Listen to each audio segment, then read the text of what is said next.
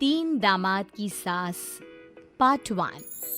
कावेरी जी के पति का देहांत हुए काफी वक्त हो गया था। कावेरी जी की 3 बेटियां थी, ईशा, मोहिनी और सुहाना।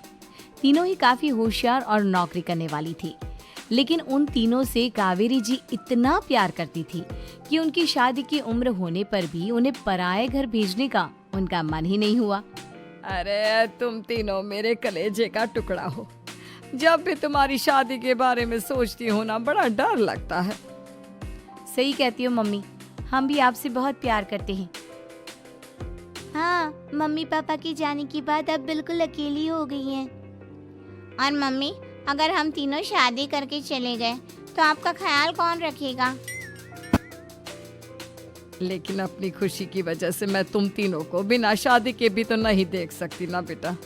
समाज के हिसाब से देखे तो यह भी गलत होगा, और मैं ऐसा कुछ नहीं चाहती।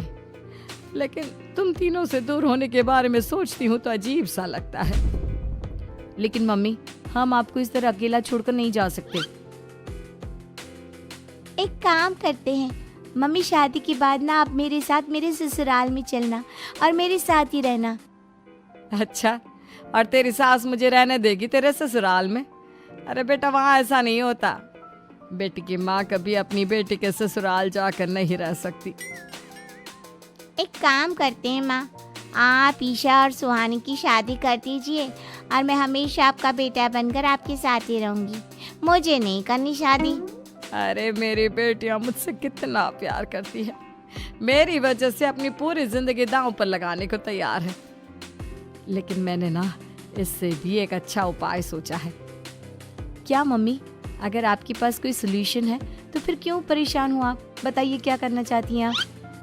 मैंने सोचा है कि अखबार में इश्तिहार देकर तुम तीनों के लिए 3 घर जमाई दामाद ढूंढ लूंगी। वैसे भी नौकरी तो तुम तीनों अच्छे से कर लेती हो, कमा भी अच्छा खासा लेती हो। कोई भी लड़का तैयार हो जाएगा तुमसे शादी करने के लिए। अरे मम्मी, ये हुई ना बात। इससे हमें आपसे दूर भी नहीं जाना पड़ेगा और आपको अकेला भी नहीं रहना पड़ेगा। हाँ मम्मी, ये बहुत अच्छा तरीका है। मैं तो कहती हूँ आज ही अखबार में ऐड निकलवा देते हैं। बिल्कुल, आज ऑफिस जाते वक्त मैं ये काम कर दूंगी।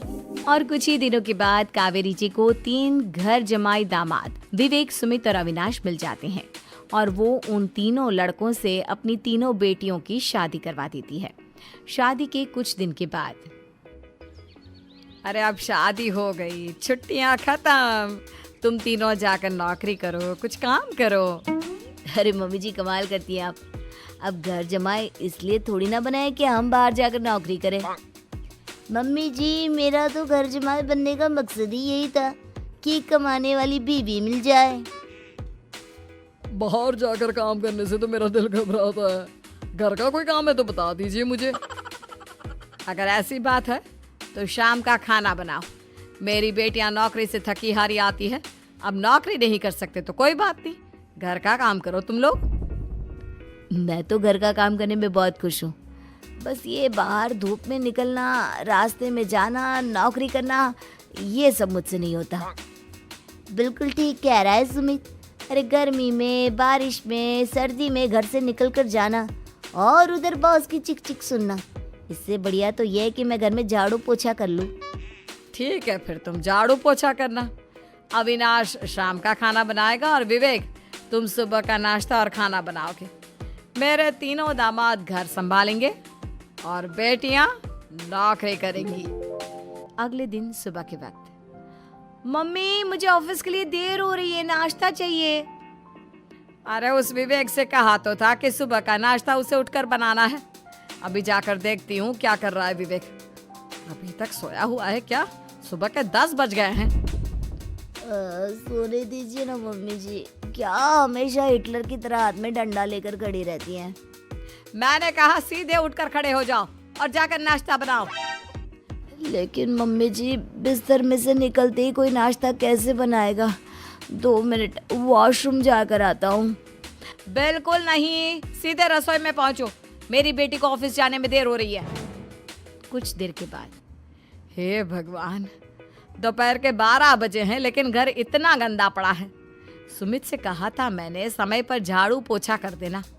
सुमित, कहाँ हो तुम? क्या हुआ मम्मी जी, सुबह की चाय तो पीने दीजिए। आप भी हद करती हैं, चिल्लाती ही रहती है।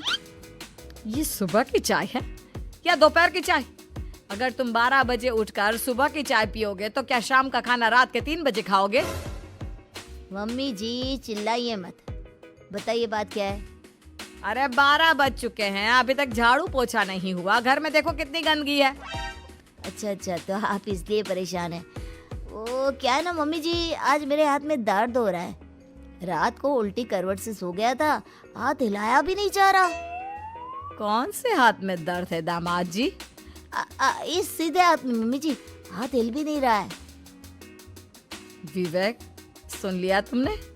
सुमित के हाथ में इतना दर्द है कि बेचारे का हाथ भी नहीं हिल रहा। आज तो ये खाना भी नहीं खा पाएगा, तो एक जन का खाना कम ही बनाना। ठीक है मम्मी जी। अरे नहीं मम्मी जी, मेरे कहने का मतलब वो नहीं था। मेरा मतलब है खाना तो खाऊंगा ना। अरे लेकिन कैसे? हाथ तो हिल भी नहीं रहा है। अरे मम्मी जी, आपको ना किसी जेल में जेलर होना चाहिए था। बेकार में हमारी सास बनकर जिंदगी खराब कर रही हैं। अरे लगाता हूँ पोछा। एक बेचारा घर जमाई और कर भी क्या सकता है। शाम को जब ईशा, सुहाना और मोहिनी ऑफिस से लौट कर आती हैं। मम्मी, शाम के खाने में क्या बना है? अब ये तो तेरे पति को ही मालूम होगा ना बेटा, उसने ही खाने की जिम्मेदारी ली थी। लगता है मम्मी आपने ये घर जमाए वाला तरीका अपनाकर मुसीबत मोल ले ली है। आपके तीनों घर जमाए कितने आलसी हैं। मेरे वाले को देखो, दोपहर के 12 बजे सुबह की चाय पीता है और काम क्या करना चाहता था? घर का झाड़ू पोछा। मम्मी बता रही थी कि आज उसने घर का झाड़ू पोछा शाम की 5 बजे किया था। अब क्या बताऊं बेटा, सुबह से हाथ दर्द का बहाना करके बैठ गया था। कहता है हाथ में बहुत दर्द हो रहा है, हिला भी नहीं जा रहा। सब बहाने मम्मी, ये तीनों घर जमाए मिलकर ना बस बैठकर खाना खाना चाहते हैं, काम धाम तो बिल्कुल नहीं करना चाहते। तो लेकिन ऐसे काम नहीं चलेगा ना, मुझे इन तीनों को सबक सिखाना ही पड़ेगा। अरे तो मम्मी, आप हिटलर से कम है क्या? आपने जब हम तीनों को सबक सिखा कर इतना लायक बना दिया, तो इन तीनों नालायक दामाद को भी आप कुछ न कुछ तो बना ही देगी। हाँ मम्मी, बस अपने अंदर के हिटलर को बाहर लाइए और अपनी तीनों दामादों को अच्छी तरह से सबक सिखाइए। रही बात आपकी बेटियों की, तो हम तीनों तो हमेशा से आपके साथ हैं। अरे लेकिन बेटा, इस काम के लिए तुम तीनों को मेहनत करनी पड़ेगी। कैसी मेहनत मम्मी? ऑफिस में तो वैसे ही बहुत मेहनत करते हैं हम तीनों। अरे प्रेग्नेंट हो जाओ, प्रेगनेंसी का बहाना बनाकर कह दो कि तुम तीनों ने नौकरी छोड़ दी है 2 साल के लिए, और जब घर में खाने के पैसे नहीं होंगे तो अपने आप काम पर जाएंगे ये तीनों। वाह मम्मी, क्या आइडिया दिया है।